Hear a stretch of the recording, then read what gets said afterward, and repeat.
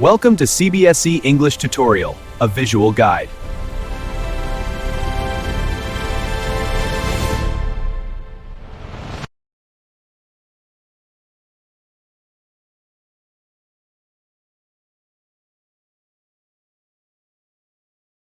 Today, let us explore the beautiful poem Canvas of Soil by Maya Anthony, a writer known for her vivid descriptions of nature and everyday life.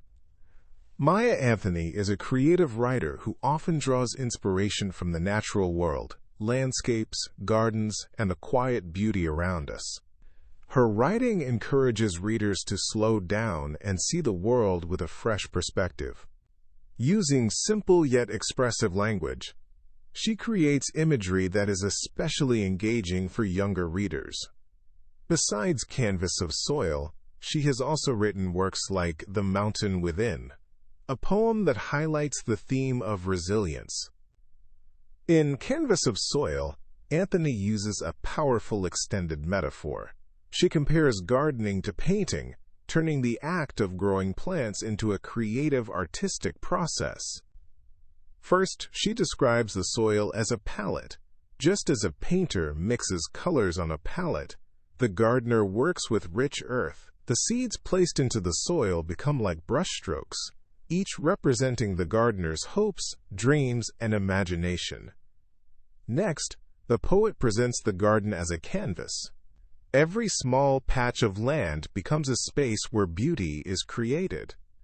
As flowers bloom and plants grow, the garden slowly transforms into a living, still life painting, filled with color, life, and harmony. Through these images, the poem highlights several important themes. It celebrates environmental care, reminding us that nurturing the earth is both a responsibility and an art. It also shows the creative power of nature, where something small, like a seed, can grow into something beautiful. Finally, the poem reflects on the cycle of growth, showing how patience, care, and time allow life to flourish. In the end, Canvas of Soil reminds us that gardening is not just work. It is a creative partnership between humans and nature, where the earth becomes a canvas and every plant tells a story of hope and renewal.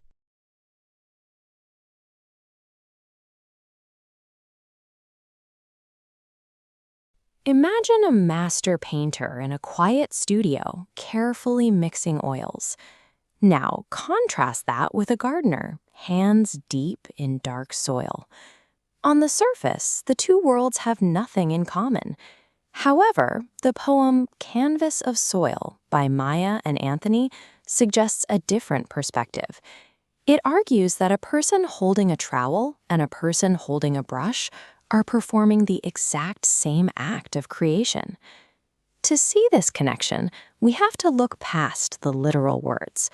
Poetry operates on two levels, the surface description and the structural machinery working out of sight.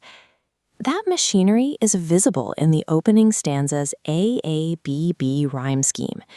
This is a pattern where the first two lines end in rhymes, deep and seep, followed by two more lines with their own rhyme, true and hue.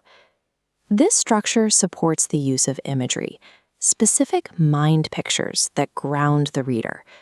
When the poets describe the vibrant hue of spring, they are using sensory language to make the garden feel physical and immediate. Admiring the beautiful flowers in these lines is a start, but stopping there is like looking at the wooden frame of a painting while ignoring the canvas inside. The poem's deeper meaning is built on an extended metaphor, a comparison that is sustained throughout the entire text without using words like as or like. The poets establish this comparison by redefining the earth. The soil is the painter's palette, a surface where colors are mixed. In this system, dropping seeds into the ground is viewed as deliberate brushstrokes, turning a messy chore into a calculated artistic choice.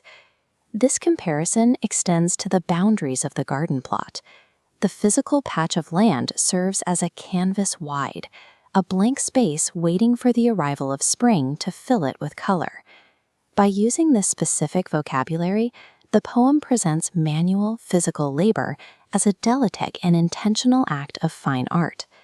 Beyond the metaphor, the poem functions as an allegory.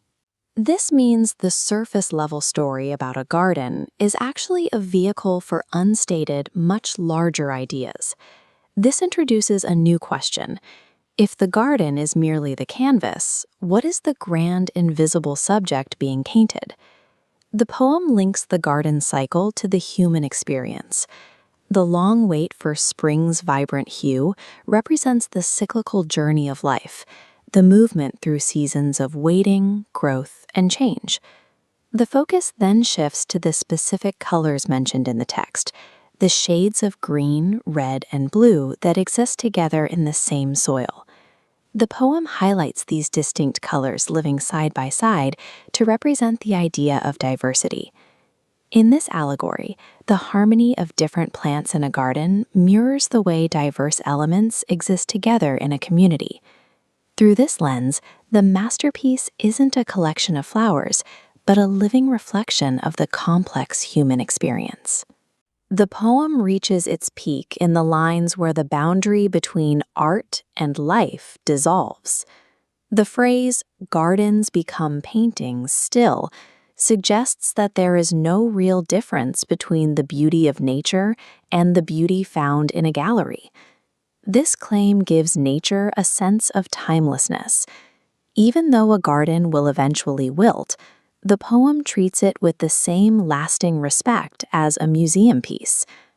Real-world botany provides evidence for this natural artistry. The vibrant red of clustered sea mole flowers against muted branches shows how nature uses color contrast to create focal points, much like a painter. A stark white lotus blooming against a dark background is another example. These high-contrast elements demand attention, demonstrating the same intentional design we look for in art. Recognizing this allegory changes the appearance of a garden plot. The dirt is no longer a random patch of earth, but a space of deliberate intent. The next time you see a simple garden, you might not just see plants. You may see the brushstrokes of a hidden, universal canvas.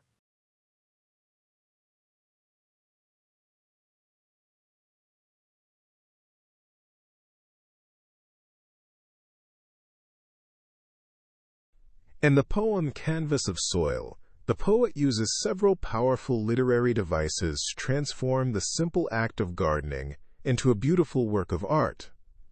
First, let us look at metaphor, which is the central device of the poem. The poet compares gardening directly with painting.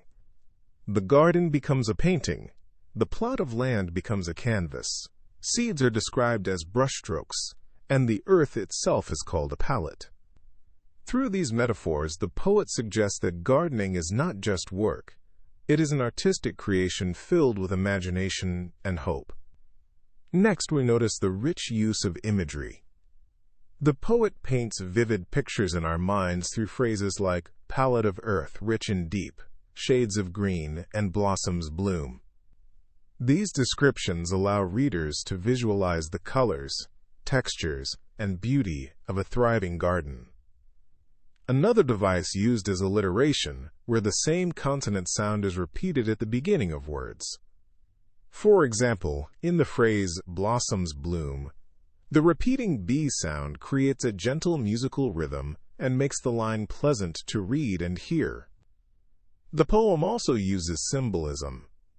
Here, seeds symbolize dreams, hopes, and new beginnings, reminding us that every small effort can grow into something beautiful.